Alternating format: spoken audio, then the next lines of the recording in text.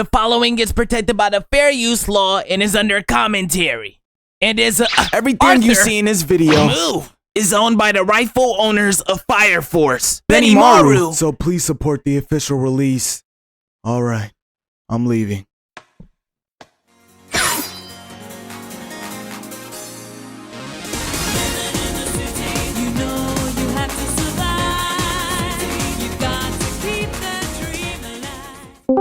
Hey, how you doing? So I seen that Fire Force Season 3 recently got announced and it will be its final season. So I said, I don't got a Fire Force video. Let me go ahead and gather 3 fights from Season 1 that I think are the best fights and yap about them. So that's what this video is right here. So before we really get into it, I know we already went through the intro and the disclaimer. Just like and subscribe for me because I'm trying to grow this community and I would love for you guys to be a part of it in the growth with me. Alright? That's all I really had to say, man. Let's go straight to it. Shinra versus Rekka was a good fight for the beginning of Fire Force, but in order for me to get into that, I have to talk about what happened leading up to that. And what happened is, a kidnapping. What? No, all right. I know that sounds bad. The man who runs this whole operation is Rekka, and he's a cool, lighthearted, and totally not shady guy at all. You gotta trust me, it's for a good cause. Okay, maybe a little shady. Oh, but I'm sure it can't be that bad. Thanks, Tamaki. Lieutenant, please. Okay, this guy's pure evil. But Rekka's villainy didn't end there because he glances over at his soon-to-be other victims and he plays a nice little game of eeny, meeny, miny, mo. Oh, please, spare us and take the rest of them. Sorry, ho, but I actually chose you. May God be with you. Man, Rekka started crashing out. Bro had so much energy, he just had to punch on something. And sadly, Tamaki was the only person in his view. So Rekka literally just uses her as a punching bag for a good 5 minutes. But he didn't even stop there because he grabs one of the children and turns them into an infernal too. Or at least he tried because it did not work on little dude. And to be honest, I have no clue how it didn't work. He must have the same amount of willpower as Luffy. Tamaki, seeing all this, activates her cat-like powers as a desperation call for help. So in response of her just trying to survive, Rekka decides to stomp her out. But Tamaki did cry out for help, and although it may be late, it still arrived.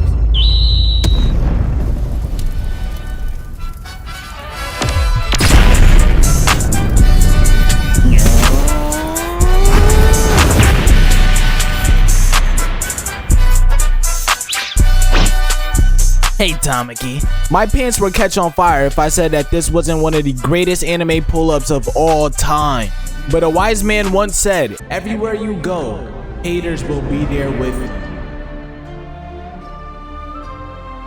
Cause Rekka made sure to sneak Shinra so he doesn't get all the shine. But Shinra isn't your average Joe, so he hits Rekka with a knee to his face, all at the cost of his lunch because this man Rekka gut checks the hell out of him. But Shinra was prepared to make that sacrifice because he counters that into an armbar. And Shinra tries to talk no jutsu this man Rekka, but Rekka wasn't trying to hear none of that. He goes in for the kill shot, but Shinra blocks it, and then this man does something I've never seen in anime. He break dances in the middle of the fight. Bro's doing the spinneroonie and then he kicks him away to gain some distance. But this is where it starts to get serious because they have a standoff. I mean, you could cut the intensity with a knife.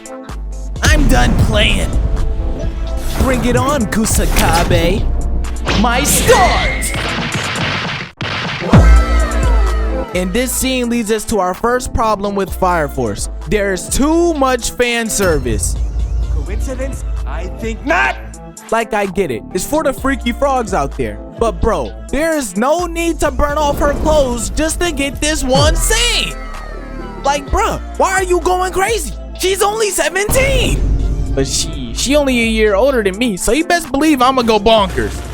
Yeah, that brother's starving. But after all that fan service, their fight finally reaches the climax as Tamaki begs Shinra to defeat Rekka. And Shinra is one of those characters that if a girl begs him to do something, he gets a power boost from it. And their final fight finally begins.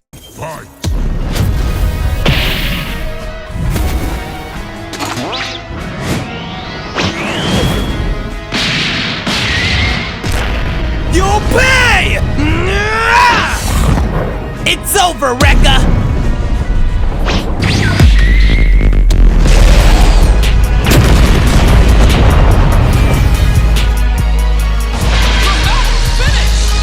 Although Shinra did win the fight, Rekka wouldn't give up that easy. So one of Rekka's old friends froze Rekka in ice. And just before they could move and take Rekka back to the headquarters, Rekka got sniped. And he got sniped by the people he works for. This is the White Clad. And they're basically the villains of season 1. But they wasn't just trying to kill Rekka. They were trying to off everybody in there. But eventually, Shinra just put up a smoke screen and then the White Clad just dipped up out of there. But this is not going to be the last time we see them, because they're also the reason why we get into the second fight. Benimaru versus Demon. And the reason why the White Clad is so important for this fight to happen is because they attack Benimaru's hometown. But the way they do it is with doppelgangers. So it could literally be anybody. It could be you, or it could be me. Or it could be your mom, your dad, your sister, and then your brother, or your grandpa, your grandma, your cousins, your auntie, or hell, it could even be Diddy. Ain't no party like a Diddy party, so. And you would never know. So they start beating up each other. Benimaru, being basically the #1 person in that town, has to speak up to get everybody's attention. And with everyone relying on him to do something, he encourages the town people to continue to beat the crap out of each other. But while all this is happening, Shinra and Arthur are in a heated 2v1 against Demon. And as soon as he transformed, he started laying the smackdown on Arthur. And I would say Shinra, but Shinra just sat there doing nothing.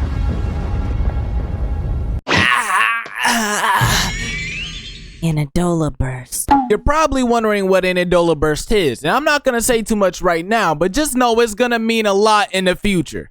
But their fight catches the attention of a stargaze Benimaru who is fresh off of giving his big speech. And Benimaru, willing to do anything for his hometown, goes to show why he is called the strongest.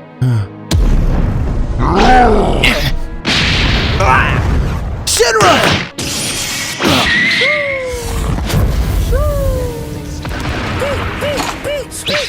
You two get out of here. This is my fight. And just like that, the battle for the title of the strongest began. I wanna talk to you, silly. You know I got a name with various. Sell me. You're cool and not, you know I'm a selfish nigga. The crown is heavy. I pray they my real friends. If not, I'm why you I don't like you. Benimaru realized that Demon was eating all of his attacks, like nothing was even hurting this dude. So he realized that he had to take the fight up into the sky, because if he didn't, yeah, no more Asakusa town, cause one big boom and it's completely gone. But hold up, real quick, you remember this baddie from before? Yeah, well, she's also the archer that was letting off all them shots when they beat Rekka. So she was not about to let this man Benimaru get that ISO, so she fires off some shots in that boy's direction. And because Benimaru's mentor noticed this, he has a Adola link with Shinra. So Shinra instantly knows what to do. He knows he has to stop it. I'm coming.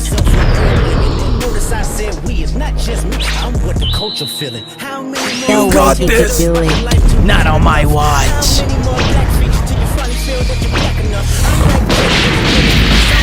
Sunwheel. Don't you ever threaten Asakusa town again. Crimson Moon.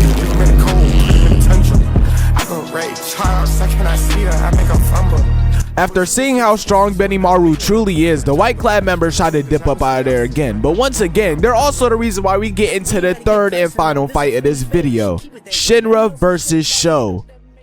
But before we get into that, I have to give you some context on how we get there. So this dude with the red hair basically has a sister. His sister, who was also a part of the White Clad, or at least brainwashed. So it's a rescue mission to get back his sister. Also, there's a company that works for the White Clad who attacked him and his sister. So Shinra and his company decides to fight for him and his sister. But his sister betrays them, going with the White Clad. And the White Clad actually shows up. And we see that Sho is actually a part of the White Clad. And this revelation leads Shinra to go rescue Sho from the White Clad, which leads them into their fight. Alright, so now that we're all caught up, and because I'm skipping past all the, you know, horny fan service and all the side plots, and all the side fights, we could finally get into Shinra versus Sho. And when Shinra arrived, you could just feel the tension and the aura coming off of Sho. But don't get me wrong, Shinra didn't go there to fight his brother. He went there to rescue him, but Sho wasn't having none of that. Sho wanted all smoke. So first thing on his objective was to kill the only bystander there. But Shinra was not about to let that slide. And thus the battle between brothers commences.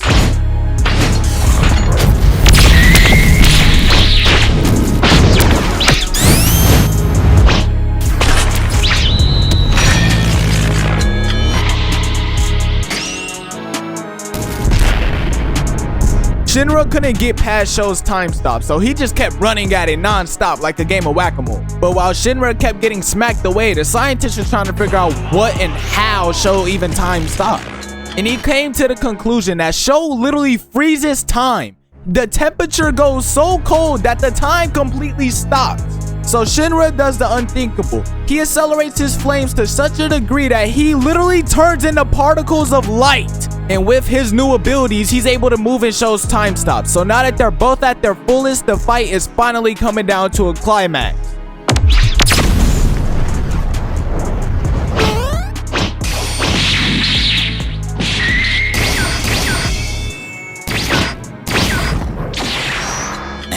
But in the middle of their fight, they start to acquire each other's memories. And Shinra notices this, so he takes one last chance. Sho!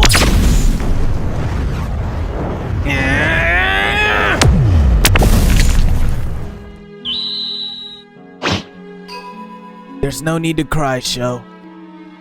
I'm here. Don't worry, Sho. I'm alright. The other white-clad members show up to try to get Sho to go with them. And Company A shows up to help Shinra. And before they could stop them, the white-clad makes their great escape once again. Sho.